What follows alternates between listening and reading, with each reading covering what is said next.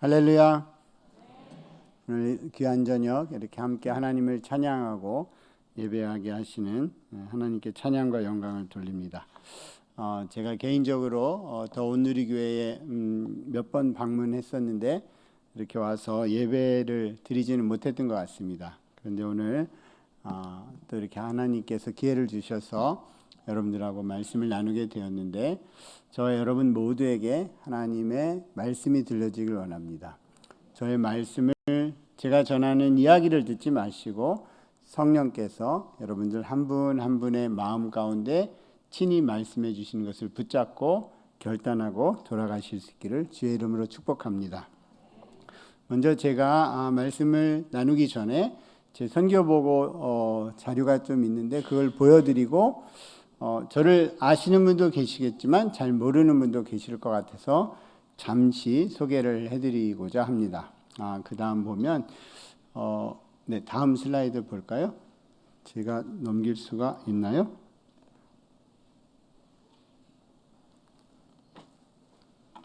네, 그 다음으로 넘겨주시면 좋겠습니다. 네, 제가 이제 저희 가정이 선교사로서 활동한 지 만 20년이 됐습니다.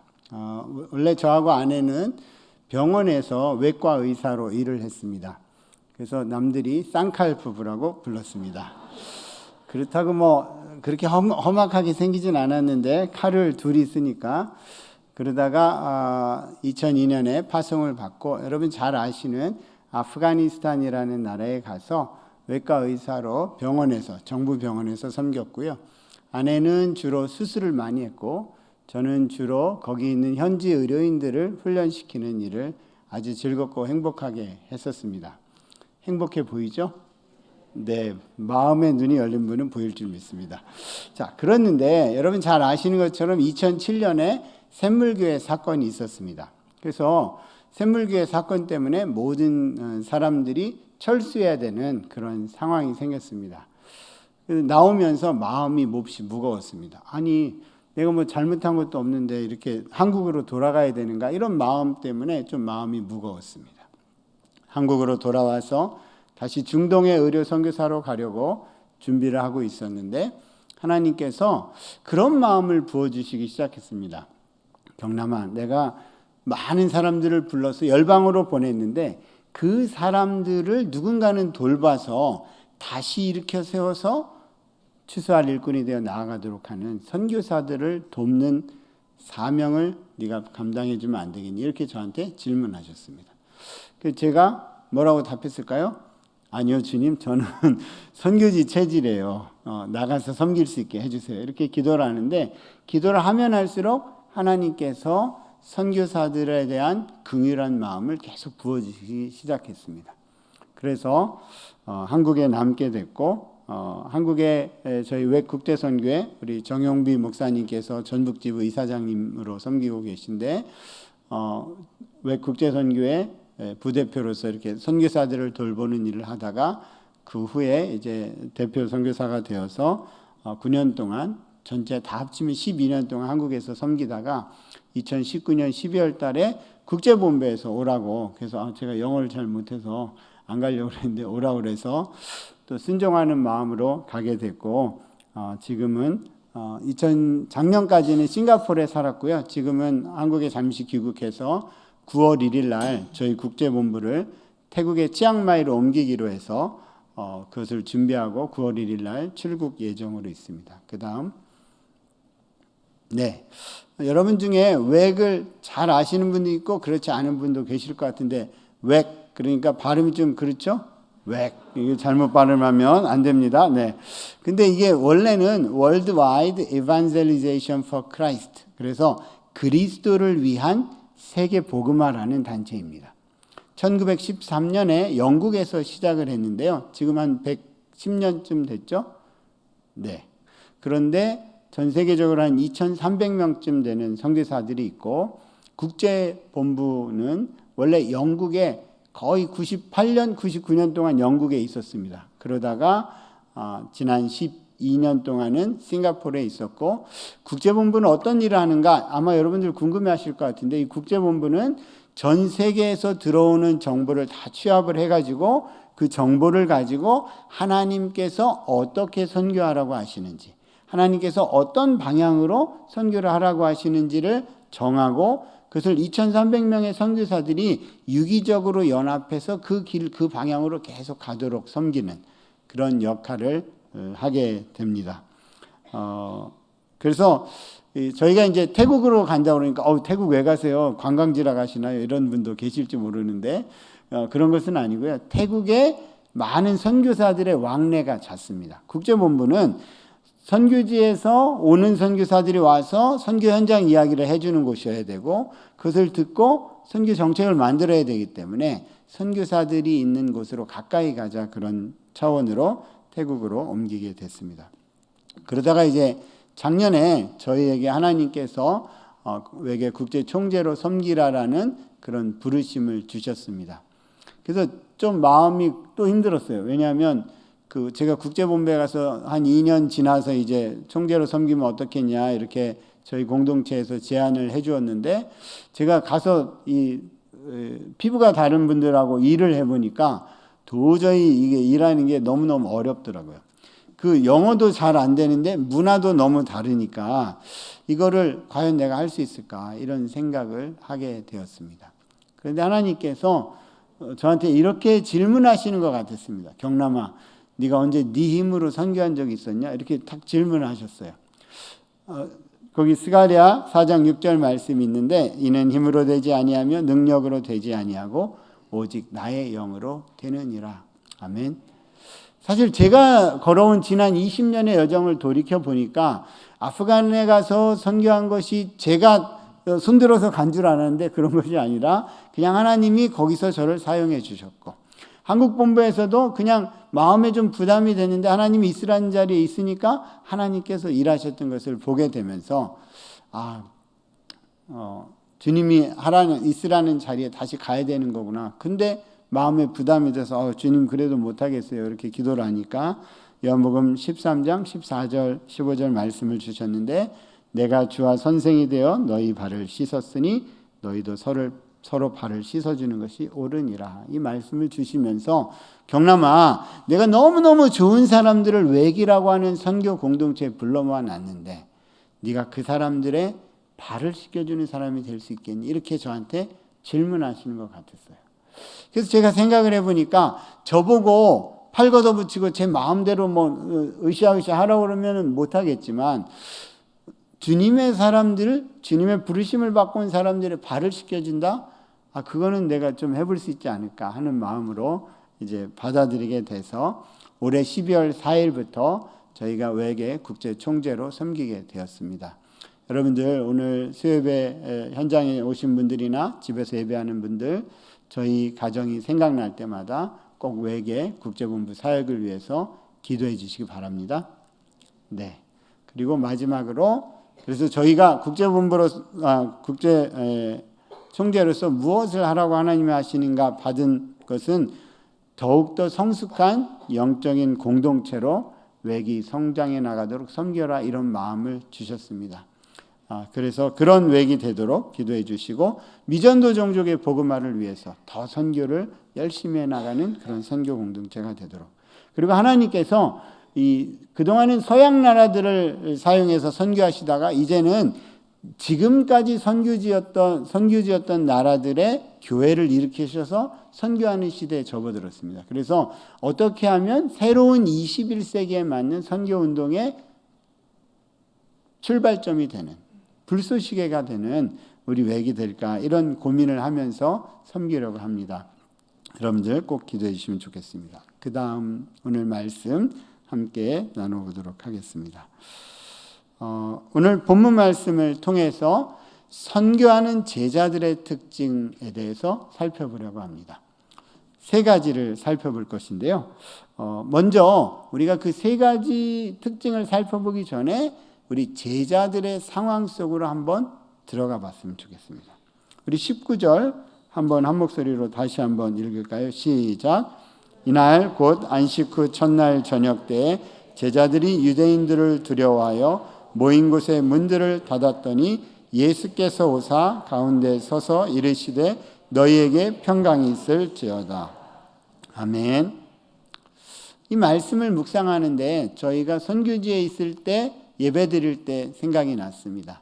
저희가 이제 병원에서 의료선교사로 일했지만 동시에 가정교회를 개척을 해서 예배를 드렸는데, 그 예배 드릴 때 첫 번째로 하는 일이 무엇이었냐면 창문을 다 두꺼운 이불로, 밍크 담요나 광목 이불이나 이렇게 최대한 두꺼운 이불로 창을 틀어막는 것이 첫 번째로 하는 일이었습니다. 왜냐하면 제가 일했던 사역지에서는 신앙생활하다가 발각이 되면 죽음에 처하거나 아니면 해외로 도피해야 되기 때문에 그렇습니다.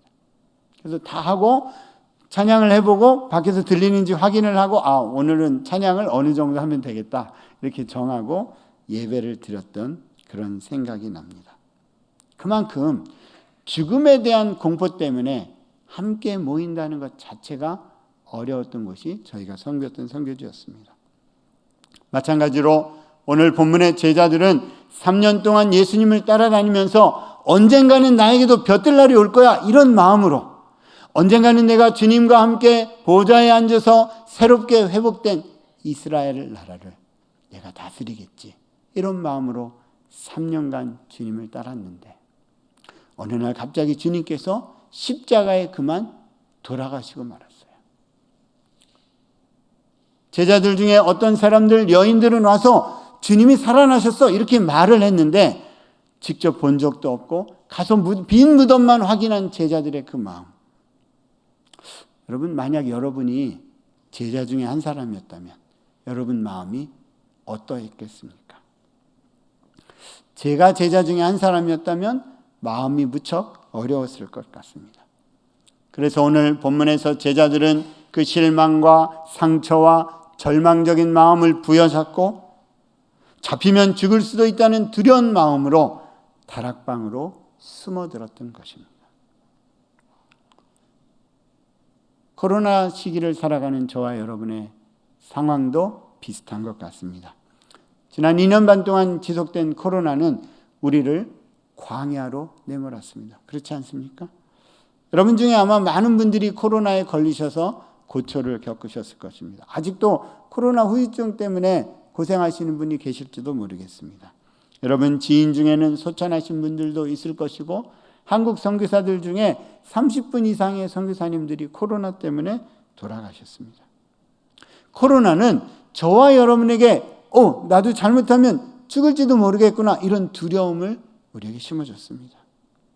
그래서 일상이 위축되고 두려움이 생기고 스트레스가 생겨서 우리 마음의 문을 닫고, 상황이 좋아졌다고는 하지만 혹시 이런 마음으로 두려워하는 모습으로 우리는 혹시 살아가고 있는 것이 아닙니까? 그런 면에서 제자들의 오늘 본문의 모습과 우리의 모습은 유사점을 발견할 수 있습니다. 자, 그러면 이렇게 두려워서 숨어있는 제자들은 무엇을 뜻합니까? 무엇을 의미합니까? 두려움에 숨어있는 제자들은 나 한 목숨이라도 잘 지켜야지, 내 가정이라도 잘 지켜야지, 이런 자기 보존에 몰입해 있는 제자들의 모습.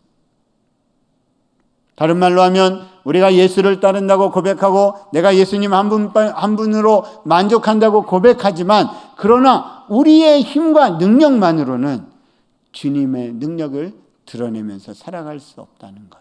그것이 우리 인간의 실존임을 보여줍니다. 마치 예수님께서 갈릴리 저편으로 건너가자 말씀하시고 배 뒤편에서 주무시고 계셨는데, 풍랑을 만나자 제자들이 그 풍랑을 헤쳐나가려고 노력하고 또 노력했는데 헤쳐나갈 수 없어서 주여 우리가 빠져 죽게 되었나이다 라고 절규했던 제자들처럼 우리 스스로 헤쳐나갈 수 없는 것이 인생이라는 것을 보여주고 있습니다.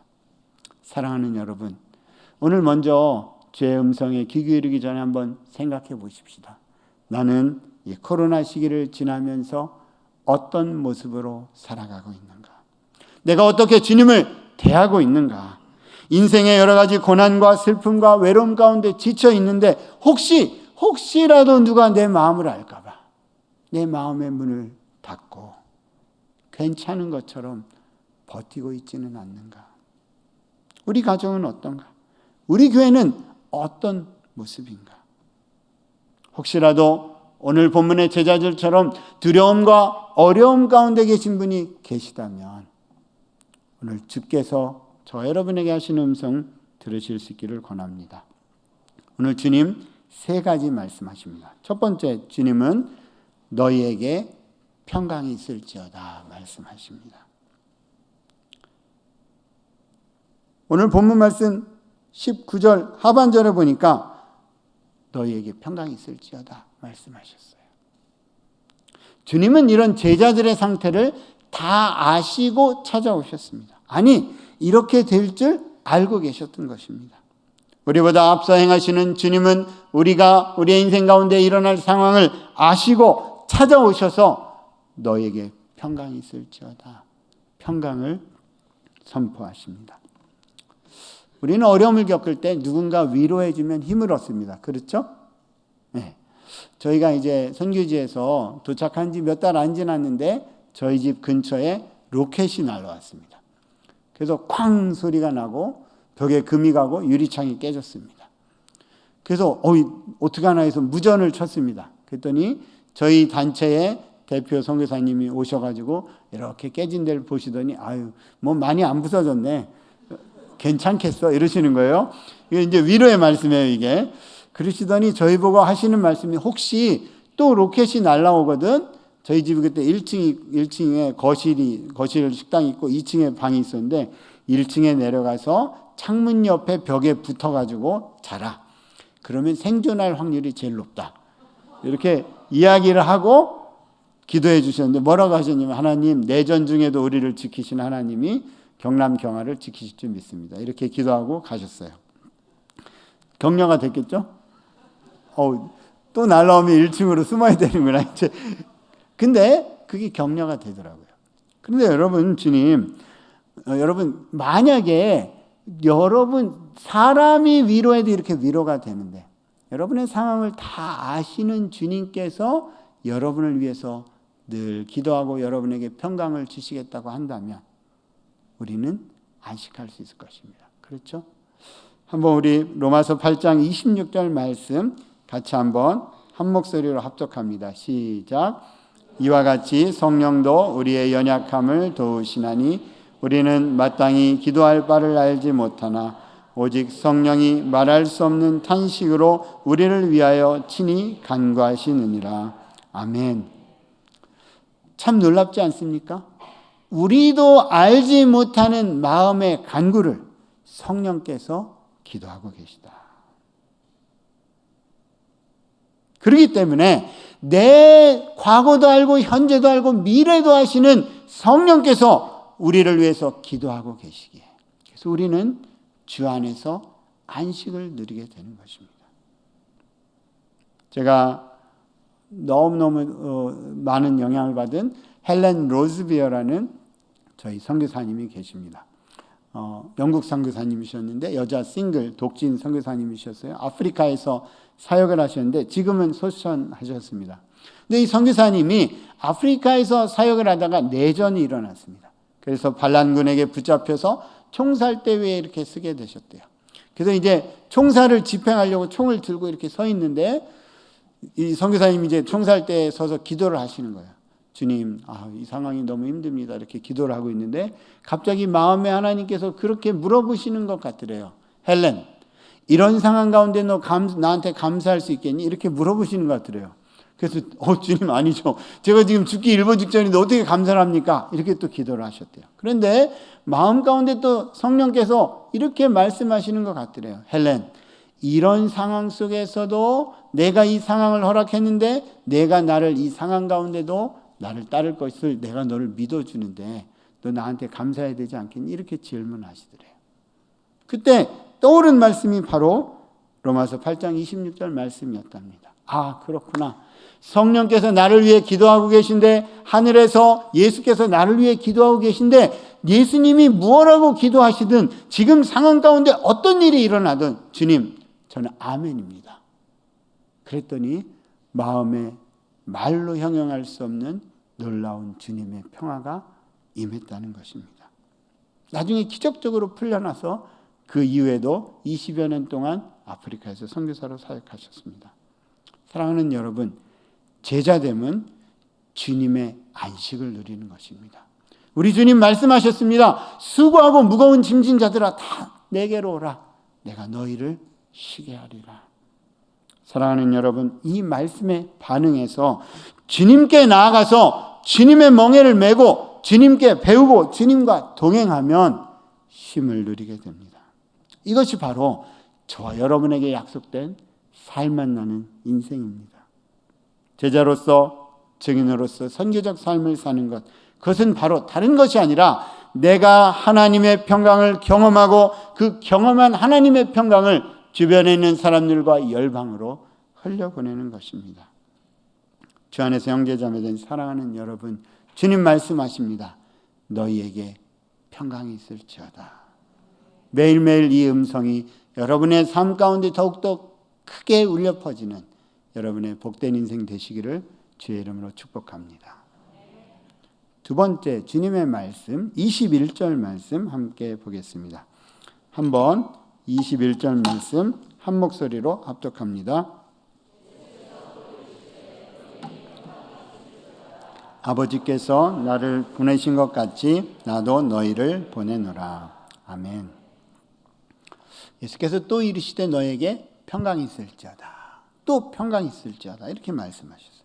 제가 이 말씀을 묵상하면서 이상한 생각이 들었습니다. 아니, 주님이 그 앞절에도 평강이 있을지어다 말씀하셨는데 왜 또 평강이 있을지어다 하셨을까? 20절에 보면 제자들이 주님의 못 박히신 손과 옆구리의 창자국을 보고 주님이신 것을 알고 기뻐했다고 되어 있습니다. 그랬는데 만약에 제가 베드로로서 그 자리 가운데 있었다면 제 마음이 어땠을까 이렇게 한번 상상해 봤습니다. 그랬더니 숨고 싶었을 것 같더라고요. 나는 주님을 모른다고 3번이나 부인했는데 찾아오셔서 두려움 가운데 있는 나에게 사랑 어린 눈빛으로 너에게 평강이 있기를 원한다 이렇게 말씀하시는데 마음이 너무너무 무너졌을 것 같아요. 만약 내가 주님을 버리고 겉옷을 벗어 던지고 도망쳤던 예수님의 제자였다면 어땠을까? 나는 내 한 목숨 살려고 도망쳤는데 나한테 평강을 빌어주시네. 쥐구멍에 숨고 싶었을 것 같습니다. 주님도 그런 제자들의 마음을 아셨겠죠. 그래서 다시 말씀하시는 것입니다. 내가 어떠하든지 내가 너와 함께 하겠다. 내가 나를 버리고 어떻게 했든지 상관없이 내가 너와 함께 할 테니 너에게 평강을 주겠다. 그러니 너는 나의 안에 거하라. 다시 축복해 주시는 것입니다. 사랑하는 여러분, 주님은 여러분의 마음을 낱낱이 다 알고 계십니다. 그러니 여러분의 상태를 보시지 말고 돌이켜서 주님께 나와서 주님이 여러분에게 주시는 평강을 누리실 수 있기를 바랍니다. 그리고 나서 주님은 사명을 일깨워 주십니다. 아버지께서 나를 보내신 것 같이 나도 너희를 보낸다 말씀하십니다.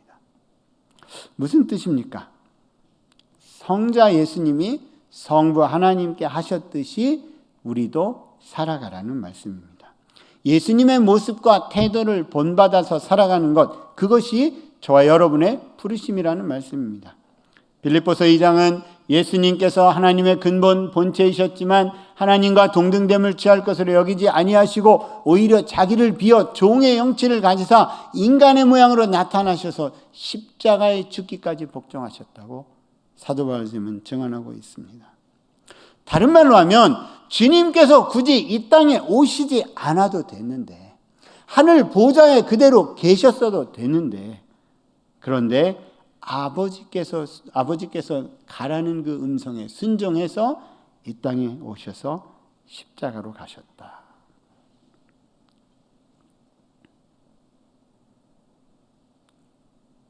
이제 나도 너희를 보내노니 내가 아버지께 순종한 것처럼 부르심에 응답하라고 우리 주님이 제자들에게 말씀하십니다.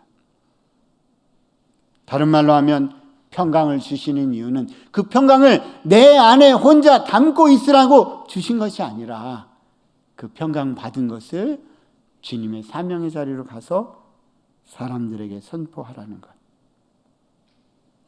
때로 그 부르심은 우리의 능력과 한계를 넘어서는 것 같이 느껴질 수 있습니다. 아마 제자들도 아니 이제 우리 사람들이 다 우리를 죽이려고 찾는데 어디로 가라고 하시는가 이런 마음이 들었을지도 모르겠어요. 저희가 선교지로 갈 20년 전에 저희 아이들이 딸이 하나 있고 아들이 하나 있는데 7살, 5살이었습니다. 아직 학교에 들어가지 않았을 때였습니다. 근데 그 아이들을 데리고 떠나는 것 쉽지는 않았습니다.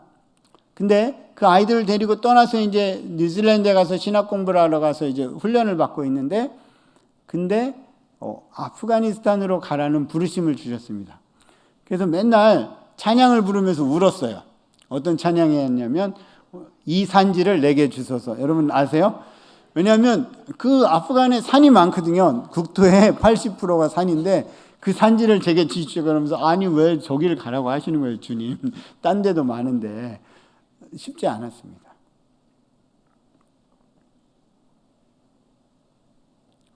하지만 주님이 부르신 그 자리에 가니까 거기에 기쁨이 있었습니다. 하지만 주님이 부르신 그 자리에 가니까 주님의 평강이 우리를 다스렸고 그 평강이 그곳에 있는 사람들에게 흘려가는 것을 경험할 수 있었습니다. 지난 20년은 선택의 연속이었습니다. 오늘 서두에 말씀드린 것처럼 저희가 총재로 섬기는 것, 그것을 하겠다고 하는 것 너무너무 어려운 일이었습니다. 하지만 이왕 예수를 따르기로 했으니 어디까지 가라고 하시는지 한번 따라가 보자. 그런 마음으로 저와 아내는 지금도 살아가고 있습니다. 사랑하는 여러분, 이것은 저희 부부에게만 해당되는 것이 아닙니다. 예수를 주로 고백하는 내가 예수님의 제자라면 예수께서 가라고 하신 그 자리, 거기가 어디든지 그것이 나의 한계와 능력을 벗어나는 것 같아 할지라도 그 자리로 갈 때 하나님이 주시는 놀라운 역사를 경험하게 됩니다. 바로 하나님의 목적에 참여하는 것, 바로 예수께서 이 땅에 오셨던 이유에 참여하는 것, 바로 하나님 나라의 복음을 선포하는 것이 우리 주님이 오늘 본문에서 말씀하신 나도 너희를 보내노라 하는 말씀입니다. 왜 그렇습니까? 예수님께서는 제자들을 부르실 때 목적을 가지고 부르셨기 때문입니다. 마태복음 4장 19절에 보면 예수께서 베드로와 안드레를 부르시는 장면이 나오는데 뭐라고 하시냐면 나를 따라오라 내가 너희로 사람을 낚는 어부가 되게 하리라. 자, 주님 부르실 때 주님만 따르라는 부르심이 아니라 목적이 있는 부르심, 다른 사람들을 주께로 이끄는 부르심을 제자된 자들에게 주셨던 것입니다. 다른 말로 하면 우리의 부르심은 특별한 목적, 영원한 가치, 하늘나라의 가치, 영원한 가치에 헌신하라는 주님의 초대였습니다. 그러면서 그것을 처음에만 말씀하신 것이 아니라 부활하신 주님이 그걸 상기시켜 주신 다음에 나도 너희를 보내노라 말씀하십니다. 어디로 보내십니까? 우리 사도행전 1장 8절의 말씀 함께 합독하도록 하겠습니다. 시작. 오직 성령이 너희에게 임하시면 너희가 권능을 받고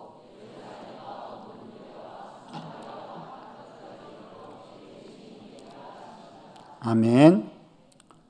주님은 제자들을 보내시면서 마지막에 이 땅을 떠나서 하늘로 올라가시면서 분명히 방향성을 말씀해 주셨습니다. 예루살렘과 온 유대와 사마리아와 땅끝까지 이르러 내 증인이 되리라. 자, 여기 나오는 예루살렘은 교회가 있었던 곳이죠. 그렇죠? 우리 공동체 안에 들어있는데 예수님을 아직 못 만난 사람들에게 증인되는 것일 수 있습니다. 또 우리 교회 공동체 안에 같이 생활하고 있는데 코로나 때문에 지쳐있는 사람, 그 사람에게 내가 어떻게 증인이 될 것인가, 어떻게 사랑을 흘려보낼까, 어떻게 안식을 함께 나눌 수 있을까, 이것이 예루살렘에 해당할 수 있습니다. 유대는 어디일까요? 유대는 여러분이 살고 있는 이 전주시, 여러분들이 직장에서 만나는 동료들, 여러분들이 이웃과 만나서 서로 이야기를 하는 그런 모든 상황, 전주라고 하는 같은 문화를 공유하고 있는 곳이 유대일 수 있습니다. 사마리아는 유대 사람과 상종하지 못했던 사람들이었습니다. 다른 말로 하면 이 전주에 와서 나그네와 외인으로서 살아가고 있는 외국인 노동자들이나 유학생들, 이런 사람들이 사마리아인일 수 있습니다. 그리고 땅끝, 누군가 가서 복음을 전해주지 않으면 복음을 들을 수 없는 그 사람들, 그 사람들에게 가서 증인이 되라. 다른 말로 하면 복음을 듣지 못하고 있는 그 어떤 사람이라도 만나서 증인이 되라라는 말씀입니다. 내가 있는 곳에서 살면서 증인되고 열방을 바라보면서 증인되는 삶, 그것이 바로 주님께서 말씀하시는 나도 너희를 보내는 그 보낸 자리로 가는 삶입니다. 저희가 지난 3, 4, 5월에 유럽에 다녀왔습니다.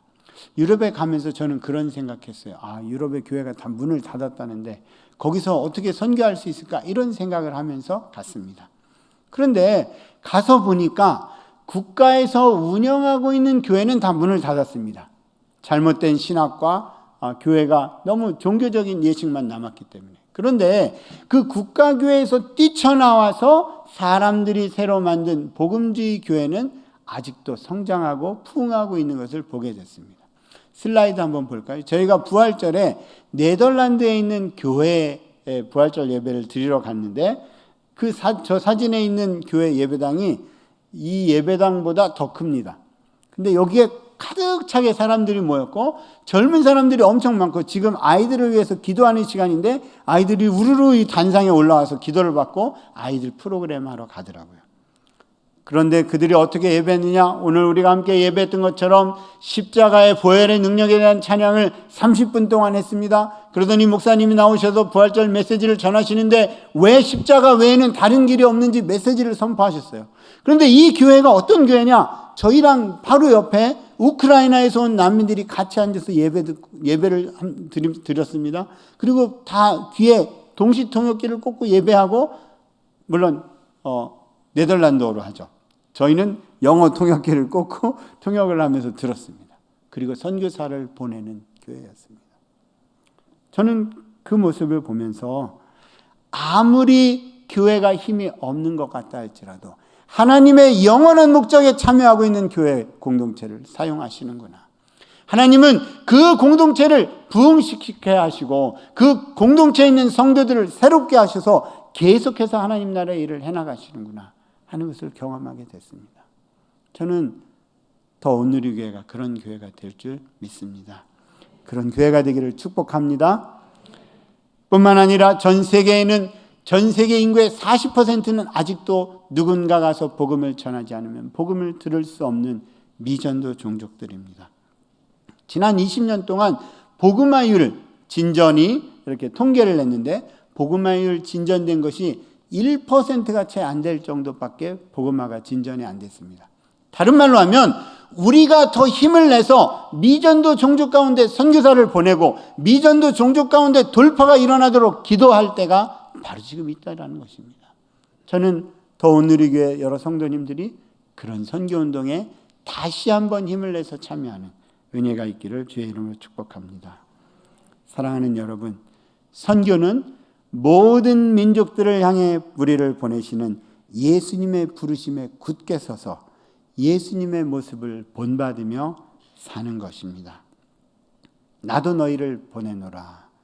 주의 음성에 반응해서 여러분을 부르신 그곳에서 예수님을 본받아 부르심을 이루는 여러분 한 분 한 분 되시기를 주의 이름으로 축복합니다. 자, 세 번째 주님의 말씀, 우리 22절과 23절의 말씀 합독하겠습니다. 시작. 이 말씀을 아시고 너희가 누구의 죄든지 사하면 사해질 것이요 누구의 죄든지 그대로 두면 그대로 있으리라 하시니라. 아멘. 주님은 제자들을 향해서 세 번째 말씀, 성령을 받으라 말씀하십니다. 저와 여러분은 성령 시대를 살아가고 있습니다. 그렇죠? 성령께서 어디에 계시죠? 여러분 안에 내주하고 계십니다. 그렇죠? 그래서 좀 의아하게 들릴 수 있습니다. 성령을 받으라. 성령 받으러 어디 산에 가야 되는가? 뭐 이렇게 생각하는 분들이 있을 수 있습니다. 오해하지 마십시오.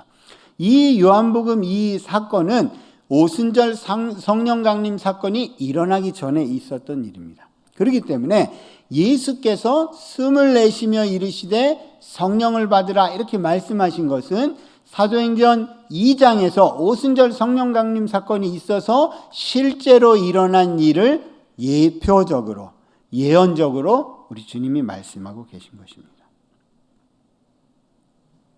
성령을 받으면 오늘 본문 말씀을 보면 죄를 사하는 권세가 주어진다. 여러분, 죄를 사하는 권세는 누구의 권세입니까? 예수님의 권세죠. 그렇죠. 예수님의 권세와 권능이 우리 가운데 임한다. 이렇게 주님이 약속을 하고 계신 것입니다. 사도행전 1장 8절 말씀, 아까 읽은 말씀 첫 부분 뭐라고 합니까? 오직 성령이 너에게 임하시면 너희가 권능을 받는다고 말씀하셨습니다. 그리고 사도행전 2장 4절에 보면 성령으로 충만함을 받았을 때 그 다음 어떤 일이 일어났습니까? 베드로가 골방에 숨어서 갇혀있던 베드로가 예루살렘 저작거리에 나가서 말씀을 전하고 복음을 선포했는데 3,000명의 사람들이 제자들의 공동체에 더해지는 능력이 나타났습니다. 이런 능력이, 권능이 저와 여러분에게 주어졌다는 것입니다. 그리고 지금 우리는 사도행전 29장과 같은 성령님과 동행하는 삶을 여전히 살아가고 있습니다. 사랑하는 여러분, 이 권세를 사용하고 계십니까? 매일매일 성령으로 충만함을 받으며 능력을 경험하고 계십니까? 그러실 수 있길 바라요. 혹시라도 그렇지 못한 분이 계시다면 오늘 다시 한번 기도하십시다. 나를 주님 성령으로 충만케 하옵소서. 성령의 능력을 사용하는 자가 되게 하여 주옵소서. 그렇게 하기 위해서 첫 번째 성령 충만함을 사모해야 합니다. 여러분 다 사모하시죠? 아멘.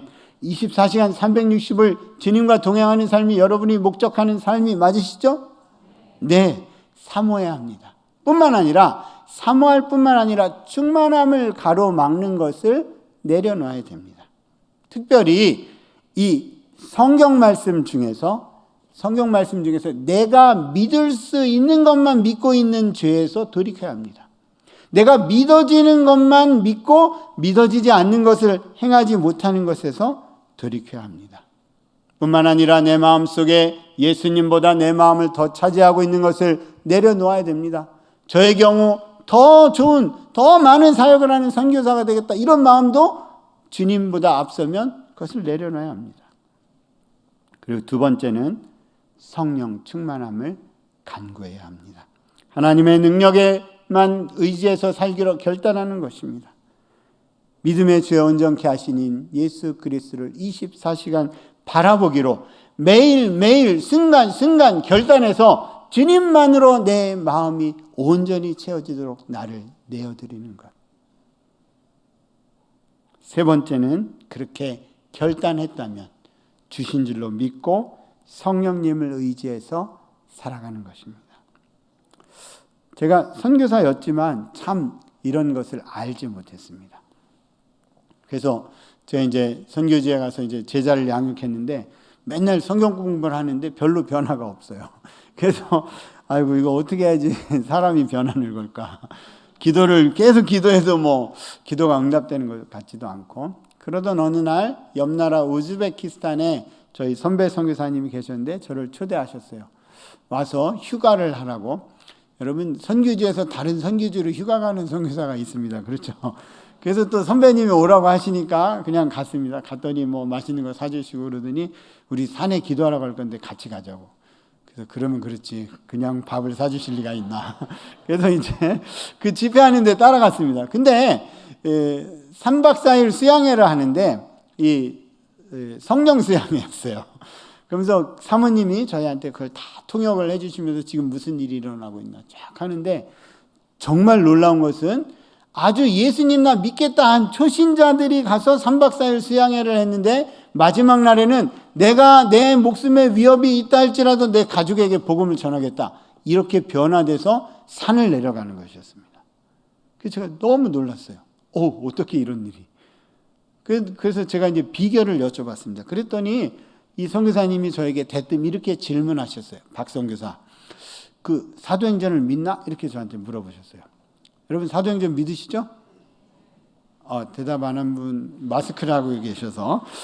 그래서 제가 네, 믿죠. 그렇게 말씀드렸더니 그러냐고. 그러면 아픈 사람이 낫도록 기도하고 있냐고. 그래서 아픈 사람에겐 약을 줘야죠.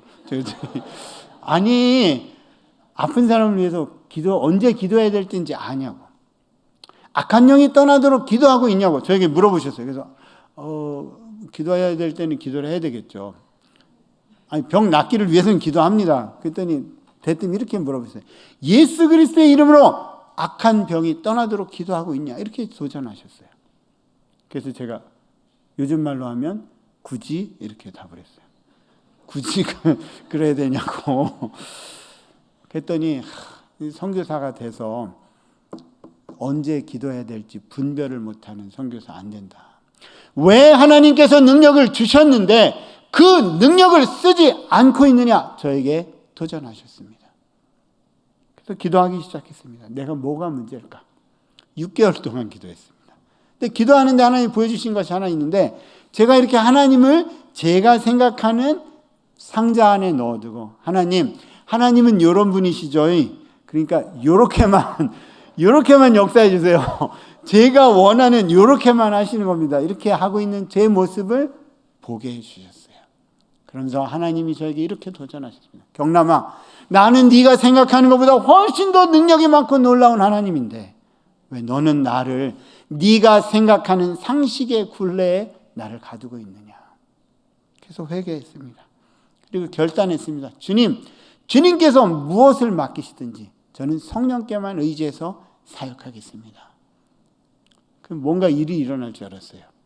근데 아무 일도 안 일어났어요. 그런데 기도가 딱 끝났는데 갑자기 내가 기도하면 하나님이 고치시겠구나 이런 믿음을 주셨어요. 그리고 돌아와서 한 형제를 만났는데 이 형제는 아침에 일어나려고 하면 죽을 것 같아서 못 일어나는 사람. 주변의 사람들이 자기를 죽이려고 한다고 두려움에 사로잡혀서 칼을 들고 주변에 있는 사람을 해하려는 사람이었어요. 그 형제 누나가 저희랑 성경 공부하던 사람이었는데 한국에서 가져온 정신과 약 좀 달라고 저한테 얘기했어요. 그 전 같으면 제가 어떻게 했을까요? 약을 줬겠죠. 그렇죠. 근데 그 얘기를 탁 듣는데 하나님께서 제 마음 가운데 기도해라 이런 마음을 주시는 거예요. 그래서 겁나는데 이런 말은 안 했죠. 그리고 그 형제에게 이렇게 말했습니다. 나는 당신의 병은 기도를 해야 나을 것 같은데 우리 집에 와서 기도를 좀 받겠냐 그랬더니 받겠대요. 그래서 저희 집에 와서 제가 이렇게 얘기했습니다. 나는 예수 그리스도의 이름으로 기도할 때 성령의 능력이 나타난다고 믿는데 내가 오늘 당신을 위해서 기도할 것입니다. 그리고 기도를 했어요. 손을 얹고 그때 제가 현지어를 잘 못해가지고 다 한국말로 기도하고 예수 그리스도의 이름으로 명하노니 두려움의 영은 떠날지어다. 이것만 현지어로 했습니다. 그런데 기도가 끝났습니다. 이 형제가 뭐라고 하냐면 당신이 기도하는데 내 안에서 뭐가 이렇게 빠져나가는 것 같아요. 마음이 가벼워요. 그래서 제가 아멘 그랬어요. 근데 저는 아무 느낌이 없었습니다. 근데 어떻게 됐을까요? 그날로 이 형제가 온전케 되었습니다. 할렐루야. 그리고 이 형제가 주님께 돌아왔습니다. 그것을 기점으로 어떤 사람은 질병이 치유되기도 하고 어떤 사람은 꿈에 주님을 만나기도 하고 어떤 사람은 정말로 해결되지 않았던 인생의 문제가 기도를 통해서 해결되는 걸 경험하면서 한 사람씩 주님께 나오게 됐습니다.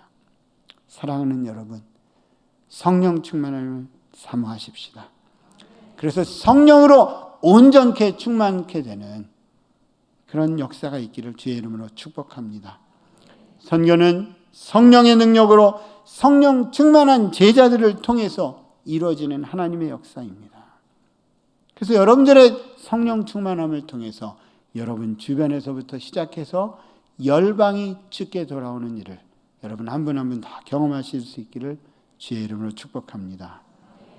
이제 말씀을 마치겠습니다. 본문의 본문의 제자들에게 찾아오셨던 주님은 오늘날도 매일매일 저 여러분을 찾아와서 우리를 부르고 계십니다. 주님이 찾아오시는 이유 무엇 때문일까요? 저와 여러분에게 부담을 주기 위해서 찾아오실까요? 곤란하라고 찾아오시는 것일까요? 어려움을 주시려고 찾아오시는 것일까요? 아닙니다. 주님은 저와 여러분 모두가 살아계신 하나님을 마음껏 경험하라고 우리를 찾아오시는 것입니다. 아버지께서 나를 보내신 것 같이 나도 너희를 보내노라. 이 말씀에 반응하면 오늘 그 헬렌 로즈비어의 하나님이 여러분의 하나님이신 것을 경험하게 되실 것입니다. 유럽에 있는 교회가 새롭게 된 것처럼 더 온누리 교회가 이 전지 지역을 살리고 한국을 살리는 그런 교회로 기름 부음 받는 놀라운 역사가 더욱더 크게 일어나게 될 것입니다. 뿐만 아니라 우리가 기도할 때 열방이 주께 돌아오고 우리가 성령 충만해서 기도할 때 우리의 삶의 문제가 해결될 뿐만 아니라 우리 주변에 있는 사람들에게 영광의 하나님의 빛이 놀랍게 전파되는 것을 우리는 경험할 것입니다. 사랑하는 여러분, 마음 문을 열고 주의 음성을 받으십시오. 너희에게 평강이 있을지어다. 아버지께서 나를 보내신 것 같이 나도 너희를 보내노라. 기도하겠습니다.